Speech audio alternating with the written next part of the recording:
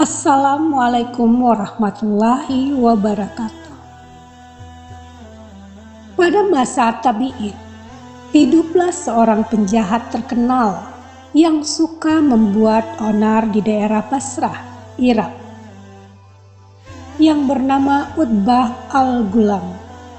Nama tokoh itu dikenal sebagai pemabuk ulung. Utbah juga ditakuti karena keberingasannya saat berhadapan dengan musuh. Dia pun tak segan menghabisi atau membunuh korbannya. Bukan hanya jahat, Utbah sangat benci terhadap orang-orang yang rajin beribadah. Hatinya geram setiap kali melihat orang-orang pergi ke masjid.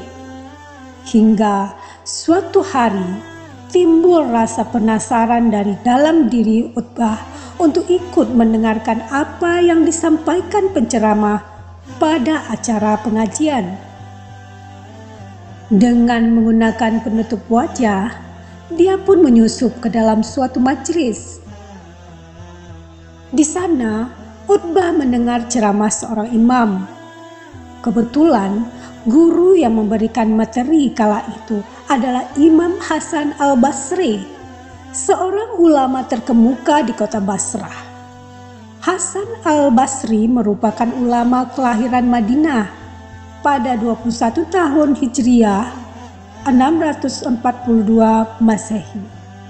Ia adalah anak dari seorang juru tulis wahyu yang membantu Zaid bin Sabit. Dengan lembut, Imam Hasan menguraikan surah Al-Hadid ayat 16 yang berbunyi, "Belumkah datang waktunya bagi orang-orang yang beriman untuk tunduk hati mereka, mengingat Allah dan kepada kebenaran yang telah turun kepada mereka. Dan janganlah mereka seperti orang-orang yang sebelumnya telah diturunkan Alkitab kepadanya. Kemudian berlalulah masa yang panjang atas mereka, lalu hati mereka menjadi keras, dan kebanyakan di antara mereka adalah orang-orang yang fasik."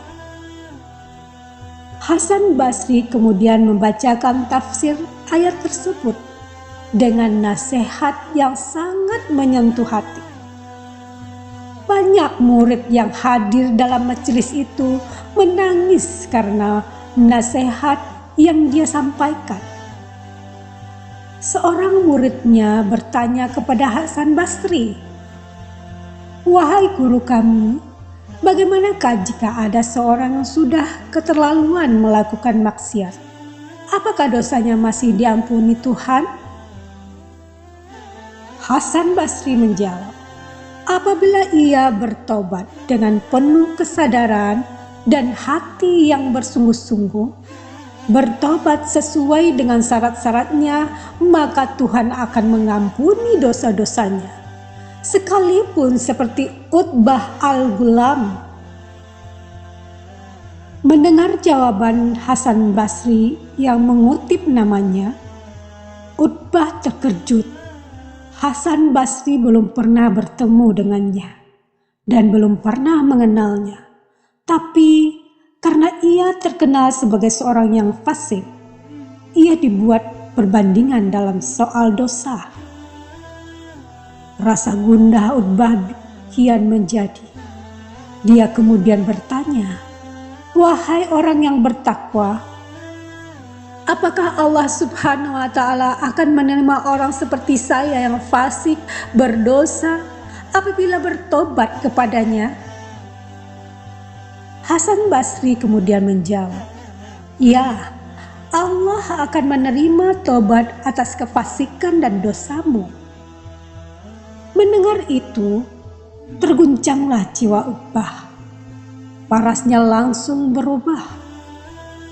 Persendian di tubuhnya gemetar. "Ya Allah," teriaknya, Kemudian dia pingsan.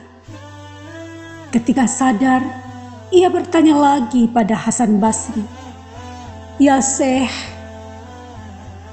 apakah Allah yang Maha Pengasih dan Maha Penyayang akan mengampuni dosa orang sepertiku yang laknat ini?" Hasan Basri kemudian menjawab, "Bukankah tiada yang menerima taubat seorang hamba yang jiwanya kosong selain Allah Subhanahu wa Ta'ala yang memaafkannya?" Orang itu kemudian mengangkat kepalanya dan berdoa. Ia mengajukan 3 permintaan kepada Allah Subhanahu wa Ta'ala. Pertama, "Ya Tuhanku, bila Engkau menerima tobatku dan Engkau ampuni dosaku, maka muliakanlah aku dengan pemahaman dan hafalan, sehingga aku dapat menghafalkan apa yang aku dengar dari ilmu dan Al-Quran." Lalu Utbah melanjutkan, "Kedua, ya Tuhanku, muliakanlah aku dengan suara yang bagus, sehingga setiap orang yang mendengar bacaanku semakin bertambah kasih dalam hatinya, meskipun hatinya keras sebagai batu. Ketiga, Ilahi, muliakanlah aku dengan rizki yang halal, dan berilah aku rezeki dari segala arah yang tak terduga." Dengan izin Allah Subhanahu wa Ta'ala, semua permintaan pemuda itu terkabul. Bertambahlah pemahaman dan hafalan Al-Quran yang dikuasai Utbah. Tiap dia membacakan Al-Quran, banyak orang kemudian bertobat karena mendengar keindahan suaranya melantunkan ayat suci. Ia juga meletakkan makanan di depan rumah-rumah orang yang tidak mampu. Ia bersedekah hingga ajal menjemputnya. Amal yang ia berikan lewat makanan tidak pernah dia ceritakan kepada penduduk sekitar. Ketika Utbah telah wafat, orang-orang miskin tidak mendapati makanan di depan rumahnya. Barulah mereka menyadari Utbahlah yang selama ini meletakkan makanan depan rumah mereka. Wallahu alam bisawab. Demikianlah kisah taubatnya Utbah si pemabuk. Semoga kita bisa memetik pelajaran dari kisah ini. Janganlah kita menunda atau takut untuk tidak diterima taubat kita karena dosa yang kita lakukan di masa lalu. Jika kita bertaubat bersungguh-sungguh dari hati yang tulus, benar-benar taubat nasuha yang tidak akan mengulanginya lagi, insya Allah, Allah akan menerima taubat kita. Seperti Utbah yang sebelumnya seorang yang jahat dan maksiat, tapi Allah menerima taubatnya dan langsung mengabulkan 3 doa permintaannya. Masya Allah, kita juga tentu pengen doa kita dikabulkan seketika oleh Allah. Luar biasa jika taubat yang sungguh-sungguh dari hati.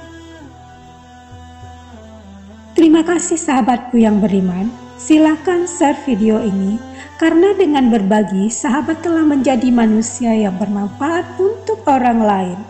Wassalamualaikum warahmatullahi wabarakatuh.